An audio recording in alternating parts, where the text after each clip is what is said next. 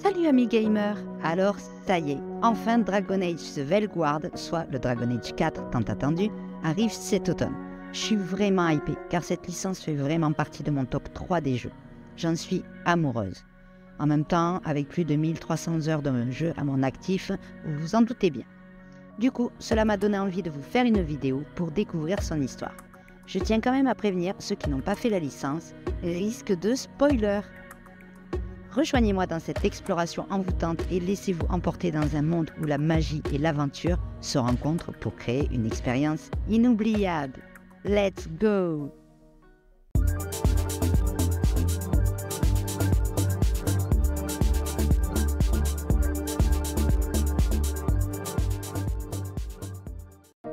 Nos aventures se déroulent sur le continent de Tedas, seul continent connu à ce jour dans l'univers de Dragon Age. Le nom de Tedas provient du Teven, la langue officielle de l'Empire Tevintid, sur lequel on reviendra un peu plus tard. À la base, il désignait les terres que l'on trouvait aux frontières de ce dernier. Mais au fur et à mesure que les Tevintid perdaient les nations qu'ils avaient annexées, Tedas finit par devenir le nom du continent tout entier. Dans le premier opus, Dragon Age Origins, nous voyageons et découvrons Ferelden, royaume situé dans le sud-oriental de Tedas. Cailan Terin est le souverain du royaume au début de l'intrigue. Le royaume est bordé au nord par la mer d'Écume, à l'est par l'océan d'Amarantine et au sud-est par la mer Gelée.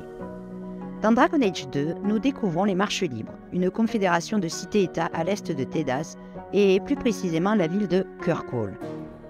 Enfin, dans Dragon Age Inquisition, nous parcourons 3 territoires, l'Empire d'Orlaïs, la Dalacie et effectuons un petit retour en Ferelden. Quant aux autres nations, on en entend parler dans les jeux, mais nous n'avons encore malheureusement jamais eu l'occasion de les visiter. Ce continent regroupe un certain nombre de races qui cohabitent tant bien que mal. On y trouvera bien évidemment des humains, dirigeants de la plupart des nations comme l'impératrice Selene en Orlaïs ou Cailan Terin, souverain du royaume de Ferelden au début de l'intrigue dans Dragon Age Origins. De toutes les races de Tedas, les humains sont les plus nombreux. Il se dit qu'à l'origine, ils ne formaient qu'une seule tribu. Ils rencontrèrent les elfes qui commencèrent alors à vieillir et à perdre leur immortalité.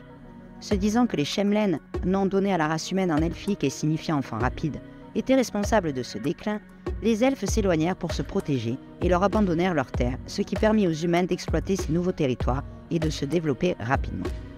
Les humains s'éparpillèrent ensuite pour s'établir dans différentes nations de Tedas. L'une d'entre elles, Tevinter, est progressivement devenue le puissant empire Tevintid, augmentant son pouvoir grâce à son commerce avec les nains. Le problème avec les elfes persista dans le temps et conduisit à la destruction de la première patrie des elfes, Arlathan, par Tevinter, ce qui permit aux humains de devenir la race la plus influente de Tedas. Premiers habitants de Tedas, les elfes étaient alors immortels et vivaient en harmonie avec la nature. Leur capitale, la légendaire Arlathan, fut fondée 3000 ans avant l'arrivée des humains sur le continent. La rencontre avec les hommes bouleversa l'ordre des choses. À leur contact, les elfes contractèrent des maladies, commencèrent à vieillir et à mourir. Ils se replièrent alors loin des humains pour se préserver. L'Empire Tevintid se développa et prit comme prétexte l'isolationnisme des elfes pour leur déclarer la guerre. Ils détruisirent Arlathan et les elfes survivants furent réduits en esclavage. Après la chute de l'Empire, les elfes recouvrèrent leur liberté et reçurent une terre, la Dalacie. Ils quittèrent alors Tevinter pour gagner leur nouvelle patrie, entamant ce qu'on appelle la Longue Marche, durant laquelle de nombreux elfes moururent victimes de maladies et de voleurs. Ils tentèrent de reconstruire leur civilisation en Dalacie, mais leur manque d'enthousiasme à s'intégrer et à collaborer avec les humains leur valut la colère de la Chantry, organisation religieuse dominante dans la race humaine, qui lança une marche exaltée sur la Dalacie. À nouveau vaincus, les elfes se divisèrent. Les Dalaciens choisirent de vivre depuis ce temps en nomades et tentent de préserver leurs traditions. Les elfes citadins, quant à eux, se résignèrent à vivre parmi les humains en tant que citoyens de seconde classe, regroupés dans des bas-cloîtres, endroits dans une ville qui ressemble à des taudis, renonçant à leurs dieux et oubliant peu à peu leurs coutumes. Les nains sont courageux et fiers de leur tradition guerrière. Leur petite taille, leur corpulence trapue et leur constitution robuste leur épargnent les épidémies et les maladies. Ils sont également de très grands bâtisseurs. Malgré cela, leur population décline. Possédant jadis un énorme empire formé de cités souterraines appelées les Teg, reliées par de vastes réseaux de tunnels, les tréfonds, qui parcouraient tout le sous-sol de Tedas, leur monde fut presque entièrement dévasté par les enclins. Aujourd'hui, il ne reste que 2 Teg habités par les nains, Orzammar et Kalsharok. ainsi que Calirol, qui a récemment été repris aux Engeances, le reste de la population vit en exil à la surface. De plus, la stérilité chez les nains a augmenté en raison de la proximité des Engeances et de la souillure. Les nains ont développé une immunité naturelle à la magie, de par l'exposition au lyrium recouvrant les parois des cavernes, mais cette dernière les empêche également d'exercer la magie. Les nains qui vivent à la surface perdent peu à peu cette immunité, mais malgré cela, aucun d'entre eux, à ce jour, n'a jamais réussi à lancer le moindre sort. Et enfin, les Kunari, littéralement « peuple du Kun ». C'est l'appellation utilisée dans Tédas pour parler de ces êtres grands et puissants, avec pour la plupart des cornes sur la tête. L'ancien nom pour décrire cette race à cornes est Kossite, utilisé il y a très longtemps avant que la plupart d'entre eux se convertissent au Kun. Ce mot n'est plus guère utilisé de nos jours. Pour tout le monde, ils sont les Kunari. De tout Tédas, les fidèles du Kun sont probablement le groupe qui donne naissance au plus grand nombre de malentendus. La race que l'on nomme Kunari est tout bonnement impressionnante.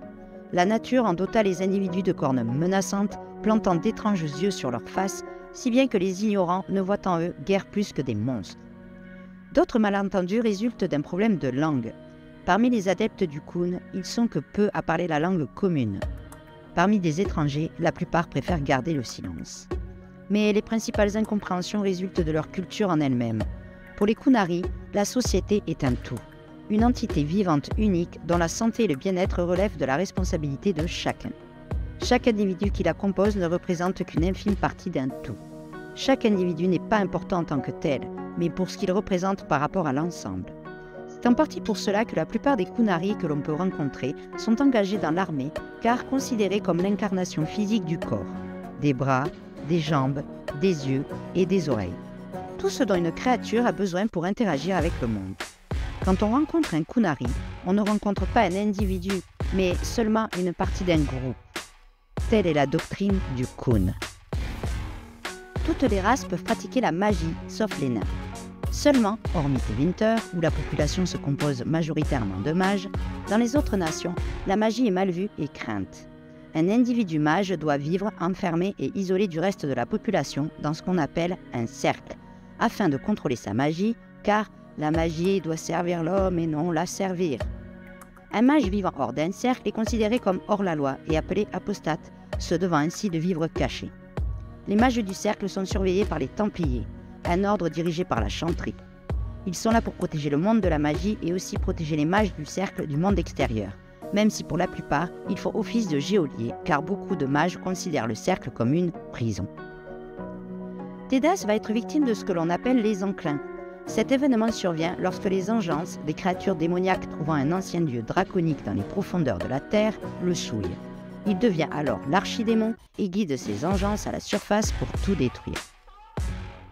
Nous sommes au 9e âge, l'âge du dragon.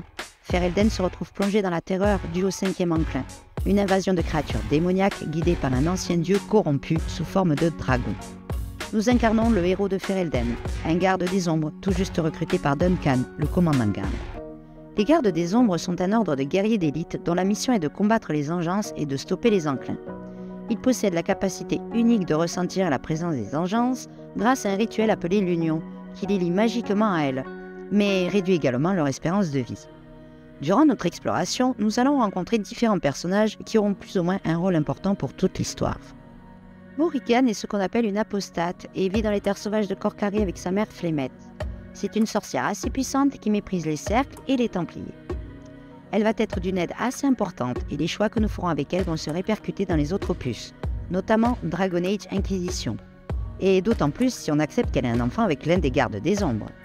Nous, si on joue un homme, Alistair ou Loghain. Le but étant de sauver les gardes des ombres de la mort. Flémette, mère de Morrigan, elle est la légendaire sorcière des terres sauvages. Connue dans tout Tédas, il existe beaucoup d'écrits à son sujet. Sous les traits d'une vieille femme, elle va aider notre garde des ombres en nous envoyant sa fille nous accompagner et en nous donnant des pistes pour réussir notre quête, après nous avoir sauvés d'une mort certaine à la bataille d'Ostagar. Plus tard dans l'histoire, Morrigan pense que Flémette a pour projet de la tuer pour récupérer son enveloppe charnelle. Il s'agirait là du secret de sa longévité, avoir des filles pour se réincarner en elle à un certain moment. Si l'on aide Morrigan et que l'on tue Flémette, elle est morte pour le restant du jeu. Seule une légère parole de Morrigan donnée plus tard et laissée en suspens fait penser qu'elle a survécu.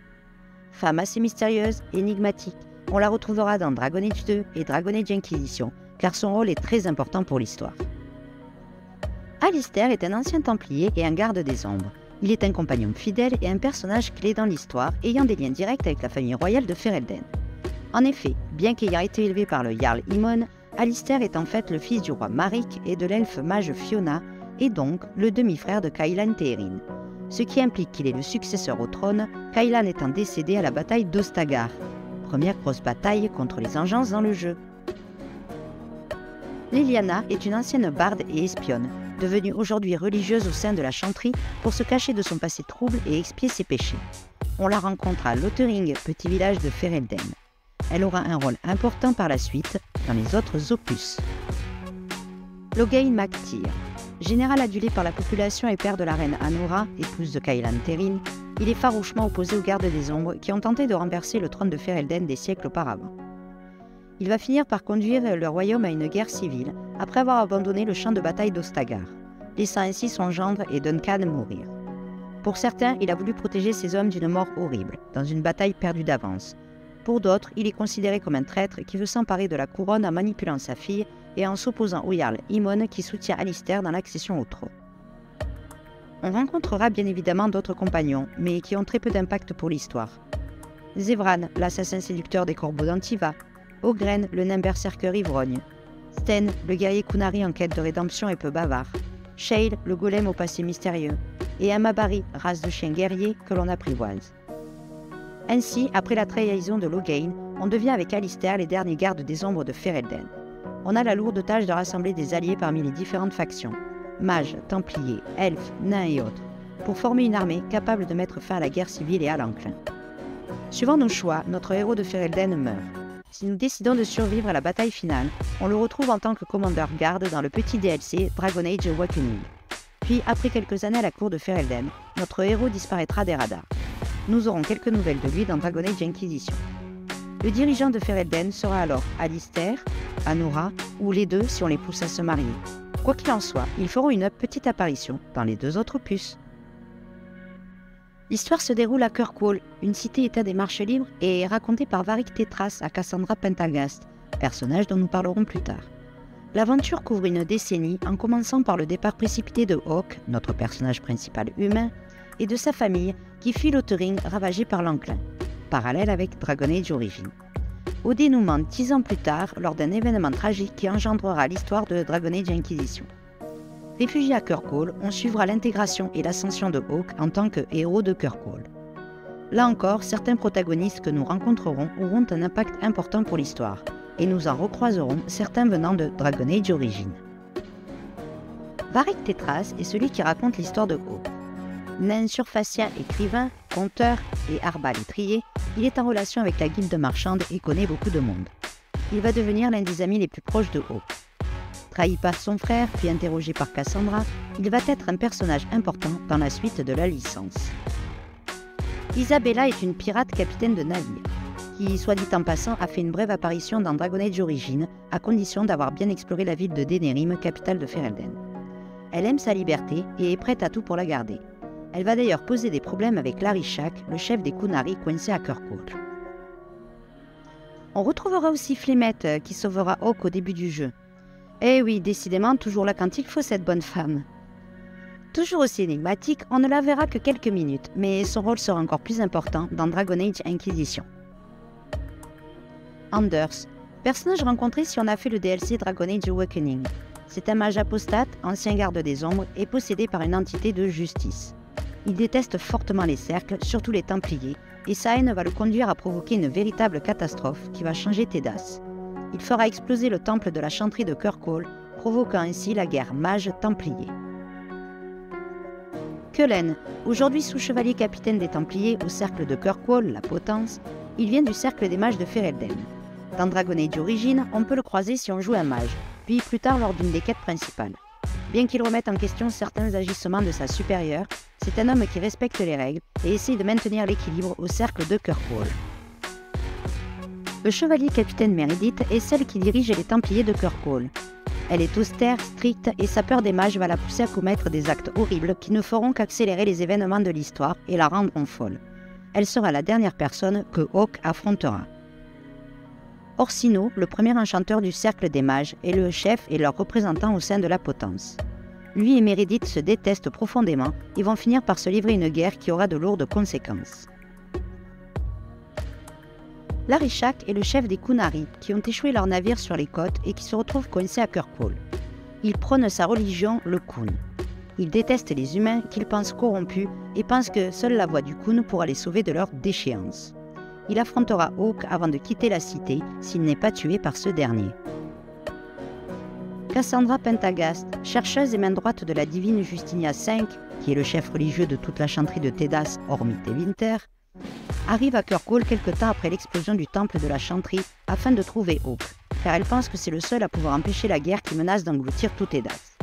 Dans ce but, elle interroge Varric, l'ami le plus proche de Hawk, sur les événements ayant conduit aux affrontements des mages et templiers, personnage qui aura plus d'importance dans la suite de la saga. On pourra aussi retrouver vite fait Leliana en tant que main gauche de la divine lors d'une quête secondaire dans laquelle Justinia V l'aura envoyée à Kirkwall afin d'évaluer la situation entre mages et templiers. Puis nous la revoyons à la fin en compagnie de Cassandra. Leliana prendra aussi de l'importance dans l'opus suivant. Suivant nos choix dans Dragon Age Origins, nous pouvons croiser Alistair, soit en tant que roi de Ferelden, soit à la taverne complètement ivre, ou bien sur la fin en tant que garde des ombres. Suivant si Alistair est roi ou pas, nous croiserons Shroud ou Loghain en tant que garde des ombres. En tous les cas, le garde que nous croiserons à la fin aura son importance dans Dragon Age Inquisition. Bien évidemment, nous rencontrerons d'autres personnages tels que Fenris, l'elfe ancien esclave de Tevinter, Aveline, la garde de Kirkwall, ancien soldat dans l'armée de Ferelden, Myril, l'elfe dalassienne banni de son clan, et Sébastien, prince en exil et devenu religieux. Hawk aura de nombreux choix à faire tout au long de son aventure qui vont influer sur le cours de l'histoire à court et à long terme. Il deviendra le héros de Kirkwall et même le vicomte suivant nos choix. Puis il quittera la cité sans que personne ne sache où le trouver. Sauf peut-être Varric. La chanterie a été détruite par un mage et les hostilités entre mages et templiers sont alors apogées. La guerre éclate, mettant Tedas à feu et à sang. Nous sommes 2 ans après les événements tragiques de Kirkwall. Tedas s'est plongé dans le chaos. Les Templiers se sont séparés de la chanterie pour mener eux-mêmes la guerre contre les mages qui se sont soulevés. L'Empire d'Orlaïs est en proie à une guerre civile entre les loyalistes du pouvoir en place, ceux de l'impératrice Sélène, et la faction des partisans nobles de Gaspard, le cousin de Sélène. La divine Justinia V tente de trouver une solution en conviant à un conclave entre la chanterie, les mages et les Templiers afin d'arrêter ce massacre. Suivant la création de notre personnage, nous serons envoyés à ce conclave pour différentes raisons. Alors que les négociations sont en cours, le conclave explose, tuant tout le monde hormis nous. Dès lors, une grande brèche se forme dans le ciel, ainsi que d'autres plus petites qui déchirent le voile. Barrière magique séparant le monde des mortels de celui des esprits. Il laisse passer des démons, créant le chaos partout. La divine étant morte et étant le seul rescapé, nous sommes d'abord accusés du meurtre de cette dernière, d'autant plus qu'une marque étrange se trouve sur notre main. Petit à petit, on découvre qui est responsable de tout ce bazar. Et on est nommé Inquisiteur. Nous sommes chargés de restaurer l'ordre et de découvrir la vérité sur tous les événements qui surviennent. Bien évidemment, nous retrouverons Leliana et Cassandra. En tant que main gauche et droite de la divine, elles nous épauleront, l'une en tant que maître espionne et conseillère de l'Inquisition, tandis que la seconde pourra nous accompagner sur le terrain. Cullen sera aussi de la partie, en tant que commandant de l'armée de l'Inquisition et conseiller. Joséphine vient compléter ce trio de conseillers en tant que diplomate et se chargera de nos relations avec les alliés et les autres nations. Varric sera également présent. Après son voyage à Kirkwall, Cassandra le ramènera avec elle. Il sera un de nos compagnons sur le terrain et nous présentera Hawk. Et oui, il savait où il était. Afin que l'on rencontre le garde des ombres que l'on a croisé dans Dragon Age 2, ils seront étroitement liés à notre ennemi et nous aideront dans nos recherches. Hawk et Varric ayant déjà par le passé combattu Corypheus dans le DLC de Dragon Age 2, l'héritage. Un elfe du nom de Solas, un mage, nous sera d'une aide précieuse pour les brèches, la marque sur notre main, et sera extrêmement important pour l'histoire. Nous reviendrons sur lui un peu plus tard. Morrigan nous retrouvera en Orlaïs et viendra nous aider contre Corypheus en nous partageant ses connaissances. On aura même droit à une réunion de famille avec son fils, si elle a eu un enfant avec le garde des ombres dans Dragon Age Origins, et sa mère Flemeth. Nous faisons connaissance avec Ardeen, une naine éclaireuse pour le compte de Leliana, qui nous accueille à chaque déplacement et nous informe sur le terrain. Et nous serons rejoints par Serra, une elfe citadine qui défend les faibles et les opprimés contre les nobles. Blackwall, un soi-disant garde des ombres qui cache beaucoup de choses. Vivienne, une mage enchanteresse à la cour d'Orlaïs qui est pour maintenir les cercles des mages et le contrôle de la magie. Iron Bull, le Kunari, chef d'une bande de mercenaires et secrètement espion pour le Kun. Cole, un esprit de compassion qui prend forme humaine. Et enfin Dorian, un Tevintid charmeur en désaccord avec son pays natal. Tous vont se liguer contre Corypheus, un ancien mage Tevinter devenu une engeance immortelle, responsable des brèches. Il aspire à devenir un dieu et à recréer le monde à sa façon. Il sera aidé par les Venatori, une faction de mages Tevintid qui souhaitent restaurer la gloire d'antan de leur empire.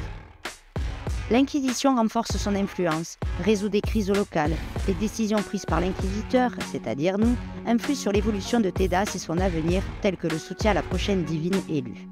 Les responsabilités sont énormes et on en mesure tout le poids à la fin quand on en découvre les conséquences. La guerre d'Orlaïs et celle des mages templiers sont normalement terminées. Corypheus est vaincu et les brèches refermées.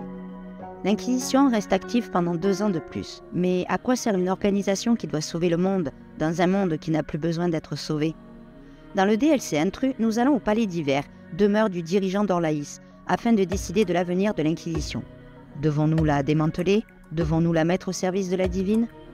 Tout en réfléchissant à cela, nous allons faire face à une tentative d'invasion des Kunari, mais qui seront mis en déroute par Solas, qui se trouve être en fait un dieu elfique, Fenarel, et qui est le vrai responsable de tous les événements. Lui et Flémet sont liés, Flémet étant Mythal, une déité elfique aussi. Un très grand danger pèse sur Tedas. Solas, pourtant créateur du voile à la base, veut déchirer entièrement ce dernier afin d'aider son peuple à retrouver l'immortalité et à ramener la magie, même si cela implique la destruction du monde actuel. Il sacrifie son ami Mythal, donc Flémet, afin d'augmenter son pouvoir, car il a dormi pendant des siècles et en se réveillant, il était trop faible pour accomplir lui-même la destruction du voile, et donc c'est pour cela qu'il a en fait utilisé Corypheus à la base. Notre inquisiteur, à la suite des explications de Solas, voudra l'en empêcher à tout prix. Quel que soit notre choix en ce qui concerne l'Inquisition, on se réunit avec nos conseillers et pointant une carte de Tevinter, décidons d'employer des personnes que Solas ne connaît pas. Alors, qu'en est-il de Dragon Age The Veilguard Guard? Dans les Dragon Age, à chaque opus son personnage, et on ne dérogera pas à la règle pour celui-ci. Donc, nouveau personnage, prénommé Rook, avec sa propre histoire. Nous allons découvrir des régions que l'on ne connaissait que de nom, comme Tevinter, le Rivane, Wesauk, Arlathan ou encore Minrat. À l'aide de nos compagnons, nous formerons la Garde du Voile, d'où le titre, chargée de protéger Tedas des anciens dieux elfiques. Nous pouvons nous poser beaucoup de questions. Va-t-on revoir notre garde des ombres et Hawk? Notre inquisiteur aura-t-il une part importante dans le jeu? Si on a romancé Solas dans Dragon Age Inquisition, est-ce que cela va influencer le cours des événements? Mythal, alias Flémet, est-elle réellement morte? Reverra-t-on d'anciens compagnons? Dorian, qui joue un rôle important au sein de Tevinter à la fin de Dragon Age Inquisition, sera-t-il de la partie? Déjà, au vu des trailers présentés ces derniers temps, Varric et Ardeen seront présents et auront sûrement des rôles importants. En tous les cas, il me tarde vraiment de découvrir le jeu. Et vous? Alors, quelle partie du lore de Dragon Age vous fascine le plus et pourquoi? Dites-moi tout en commentaire. Si vous avez aimé cette plongée dans les secrets de Dragon Age, n'oubliez pas de mettre un pouce bleu, de vous abonner à la chaîne et d'activer les notifications pour ne manquer aucune de mes prochaines vidéos. A très vite pour une nouvelle aventure dans le monde de Tedas sur Azael Maman Gaming. Ciao ciao!